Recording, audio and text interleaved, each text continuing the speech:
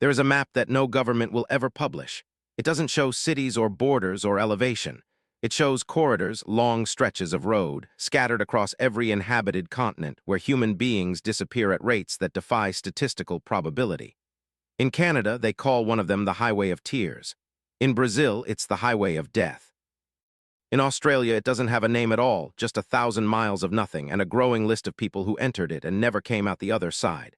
For decades, these corridors were treated as separate problems, isolated tragedies, local mysteries. But a small group of forensic scientists has been quietly connecting the dots, and what they've found is deeply unsettling. These roads don't just happen to be dangerous. They are, by their very geometry, engineered for predation. And most of them are still active.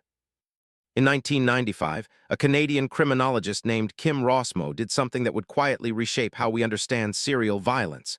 He published a mathematical model, a formula, really, that could predict where a serial offender lived based solely on where their crimes occurred. He called it geographic profiling. The idea was elegant. Predators don't hunt randomly. They follow patterns dictated by roads, by infrastructure, by the landscapes they move through. And those patterns leave a geographic signature as unique as a fingerprint. But Rossmo's work revealed something else, something his colleagues weren't expecting. When you overlay the hunting grounds of serial predators onto a map of transportation infrastructure, a pattern emerges. The same types of roads keep appearing, long, isolated, spanning multiple jurisdictions, running through economically depressed areas with transient populations. Rossmo had set out to profile criminals. What he accidentally profiled were the roads themselves. Today, a growing number of forensic geographers are doing exactly that, treating roads as crime scenes. Not individual stretches where a body was found, but entire corridors, hundreds of miles long, that function as hunting grounds. And when they started looking globally, beyond North America, beyond the cases that make English-language headlines, they discovered that every single continent has them. The pattern isn't local. It isn't cultural, it's geometric, and it's far more widespread than anyone wants to admit. Highway 16 in British Columbia stretches 720 kilometers between Prince George and Prince Rupert. It cuts through some of the most breathtaking wilderness in North America, dense pine forests, glacier-fed rivers, mountain passes that disappear into cloud. It's also where at least 40 women and girls, most of them indigenous, have vanished or been murdered since 1969. 40, along a single stretch of road. The official RCMP count is 18. Indigenous communities and advocacy groups say the real number is at least double that. Many of these women were last seen hitchhiking, not by choice, but because Highway 16 has almost no public transit. If you don't own a car, your options are get a ride or don't travel. For decades, that impossible choice made the highway a conveyor belt for predation. What makes the Highway of Tears so important to geographic profilers isn't just the body count, it's the structure. The corridor runs through the jurisdictions of multiple RCMP detachments, several First Nations territories, and 2 provincial health regions. Information doesn't flow between them. Cases get classified differently. Missing person reports filed in one detachment don't automatically flag in the next one over. Serial offenders figured this out long before investigators did. The highway isn't just isolated, it's jurisdictionally fractured. And that fracture is what turns a dangerous road into a murder corridor. A predator operating along Highway 16 can cross an investigative boundary every 40 minutes. Each crossing resets the clock. Now go south, way south. Brazil's BR-116 runs 4,500 kilometers from the port city of Fortaleza in the northeast to Jaguaro on the Uruguayan border. Brazilians call it the Rodovia de Morte, the Highway of Death, and the name isn't metaphorical. BR-116 passes through some of Brazil's most economically devastated regions, the Sertão, the dry interior, where poverty rates exceed 60% and police presence is almost non-existent. Long sections of the highway have no lighting, no cell coverage, no emergency services for hundreds of kilometers. Truck drivers dominate the route, and the informal economies that spring up around long-haul trucking, including sex trafficking, have turned rest stops into hunting grounds. Between 2000 and 2010, Brazilian federal police documented over 3,000 unsolved homicides within 10 kilometers of BR-116. 3,000. Many of the victims were sex workers, runaways, and migrants, people whose disappearances generate almost no investigative urgency. A 2019 study by the University of Sao Paulo mapped these deaths geographically and found something chilling. The killings clustered at specific points, not randomly along the highway, but at jurisdictional transition zones. places where one municipality's authority ends and another's begins. The same geometric signature that shows up on the Highway of Tears, the same pattern, on the other side of the hemisphere. Mexico doesn't have one murder corridor. It has a network. Highway 101 in Tamaulipas, the Monterrey-Laredo corridor, the stretch of Highway 40D between Mazatlan and Durango that locals call the Devil's Backbone. These routes don't just pass through cartel territory, they function as the circulatory system of organized crime, and the people who travel them are treated as expendable. Between 2018 and 2023, Mexico's National Search Commission documented over 115,000 missing persons. Many of those disappearances cluster along specific highway corridors, not in cities, not in rural villages, but in the transit spaces between them. The Tamaulipas corridor is especially devastating. Migrants traveling north toward the U.S. border must cross a 200-kilometer stretch of highway that passes through territory controlled by competing cartels. Buses have been stopped, passengers sorted by nationality and perceived value, and those deemed worthless have been executed on the roadside. In 2010, the bodies of 72 migrants were found at a ranch just off the highway near San Fernando. They had refused to work as drug mules. Geographic profilers studying Mexico have identified something unique about these corridors. Unlike single predator highways, Mexico's murder corridors are multi-actor systems. Cartels, corrupt officials, opportunistic criminals, all using the same infrastructure gaps, the same isolation, the same jurisdictional confusion. The geometry of predation is identical, only the scale is different. India's National Highway 44 is the longest highway in the country, 3,800 kilometers connecting Srinagar in the Himalayan north to Kanyakumari at the southern tip. It passes through 12 states, dozens of districts, and more jurisdictional boundaries than any road in Asia. And it has a problem that nobody talks about publicly. India's National Crime Records Bureau reports that the country averages over 30,000 murders per year, with a disproportionate number occurring in districts that NH44 passes through. The highway connects some of India's most densely populated corridors with some of its most lawless: the Chambal Ravines, the interior of Madhya Pradesh, the tribal belts of Telangana. Long-haul truck drivers on NH44 have reported being stopped at unofficial checkpoints, having cargo stolen, and witnessing assaults. Women traveling alone on overnight buses describe a culture of predation that is so normalized it doesn't even register as criminal, just the cost of traveling that road. What makes NH44 particularly alarming from a geographic profiling standpoint is its sheer density. Unlike Australia's empty outback or Canada's wilderness, this corridor runs through populated areas. People disappear not in the spaces between towns, but in the towns themselves. The jurisdictional fractures here aren't about distance.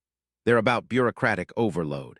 When every police station along a 3,000-kilometer highway is understaffed and overwhelmed, the effect is the same as having no police at all. Now picture the opposite. Not a crowded highway, not a corridor through slums and truck stops. Just nothing. 1,000 kilometers of flat red earth, a single strip of asphalt, and a sky so large it makes you feel like the last person alive. That's the Stuart Highway, running north-south through the Australian outback from Adelaide to Darwin, 2,700 kilometers through some of the most sparsely populated land on Earth. In places, you can drive for 4 hours without seeing another vehicle. Cell phone coverage disappears. The nearest police station might be 300 kilometers away. Australia has a long and disturbing history of backpacker murders along its remote highways. Ivan Milat's killing ground in the Belanglo State Forest. The disappearance of Peter Falconio on the Stuart Highway in 2001.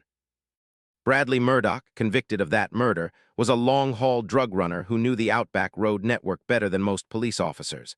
But what concerns geographic profilers about Australia isn't the famous cases, it's the unfamous ones. The Indigenous Australians who go missing in remote communities connected by single-access roads. The backpackers whose last known location was a service station 500 kilometers from anywhere. The cases that never become cases because there's no one around to report them. Australia's murder corridors don't look like murder corridors. They look like postcards. That's what makes them so effective. Here's where it gets uncomfortable. Because when most people think of murder corridors, they picture developing nations. Remote highways in places with weak institutions. They don't think of Europe. But Europe has them too. The E40 motorway, the longest European route designation, runs from Calais, France, to the border of Kazakhstan, passing through Belgium, Germany, Poland, Ukraine, and half a dozen other nations.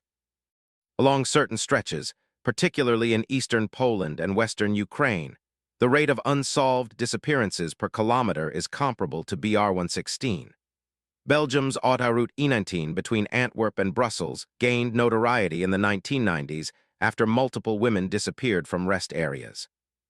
France's Route Nationale 7, the old holiday road running from Paris to the Riviera, has a documented history of disappearances dating back to the 1960s that only came to light when cold case units began digitizing old files.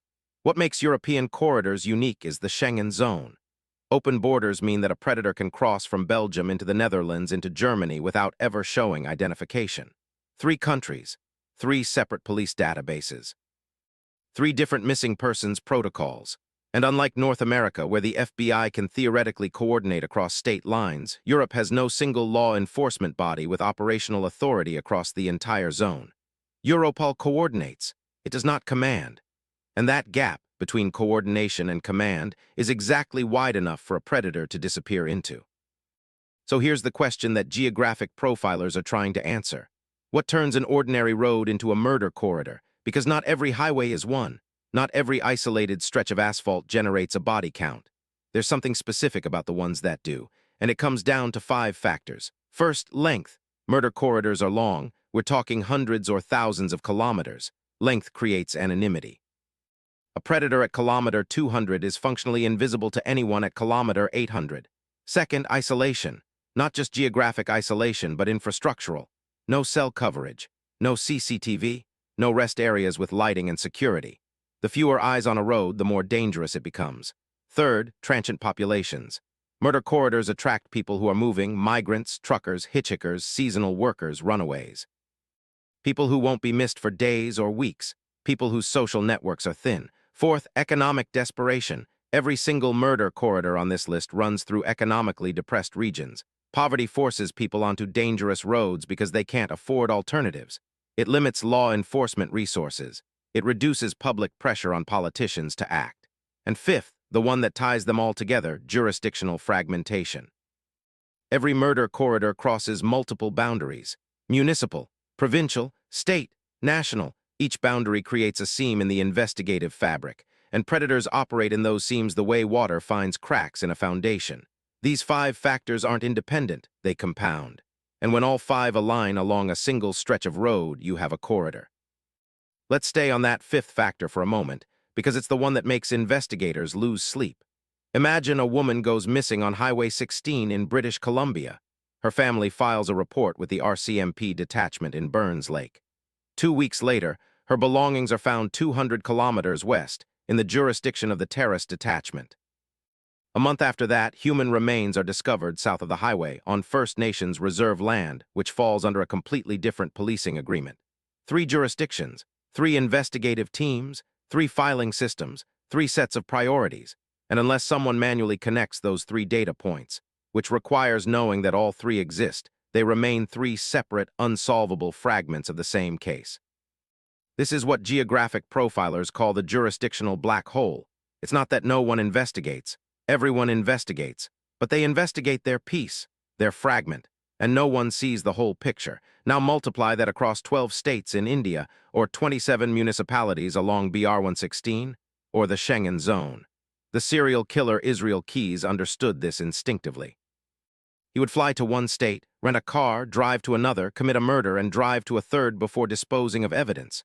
He deliberately exploited jurisdictional boundaries.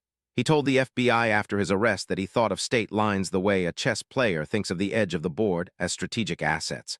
Most murder corridor predators may not be as systematic as Keyes, but they don't need to be. The road does the work for them.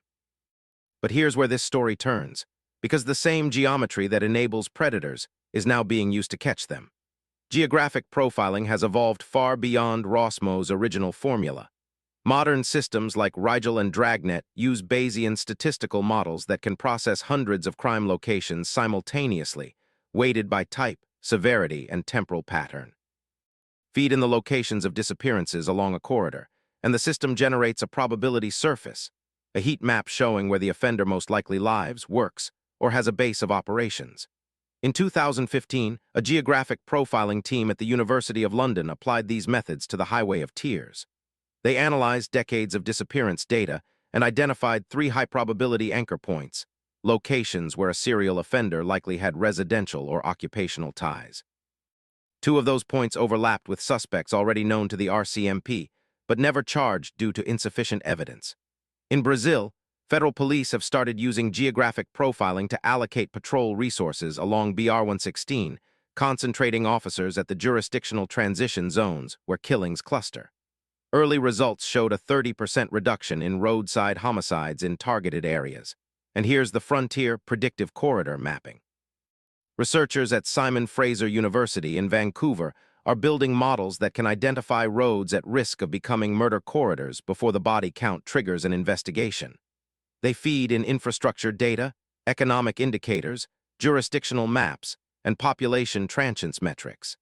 The algorithm outputs a risk score for every major highway on the continent. But that research also revealed something sobering. When Simon Fraser's team ran their model on global highway data, they identified over 200 road segments worldwide that match the geometric and socioeconomic profile of known murder corridors, but have no corresponding spike in reported disappearances or homicides. 200 roads that look exactly like every murder corridor we know about, but where the data is silent. That silence doesn't mean those roads are safe. It might mean the victims aren't being counted. It might mean police reports aren't being digitized. It might mean the people vanishing along those roads are migrants, or indigenous communities, or sex workers, populations whose disappearances generate no headlines, no task forces, no public pressure. Several of these flagged corridors run through sub-Saharan Africa, others through Central Asia. A cluster appeared in Southeast Asia along routes connecting Myanmar, Laos, and Thailand, roads already known to trafficking organizations but virtually unmonitored for violent crime. This is the uncomfortable truth at the heart of geographic profiling. The murder corridors we know about, the ones with names, the ones in documentaries, are almost certainly the minority. They're the ones where someone eventually counted the bodies, where families were loud enough, where journalists paid attention. The real question isn't whether every continent has a road where people vanish. We know the answer to that. The question is how many of those roads we haven't found yet, and whether the people disappearing along them will ever be counted at all. These roads are still out there, running through forests, deserts, mountains, and megacities, and every one of them shares the same anatomy, the same 5 factors that turn asphalt into a hunting ground. Geographic profilers are making progress, but they're mapping a problem that governments have spent decades ignoring. If this story made you think differently about the roads around you, share it. Because the more people who understand how murder corridors work, the harder they become to exploit. And if you want to go deeper on cases like these, subscribe, because this is just the beginning of what we're uncovering.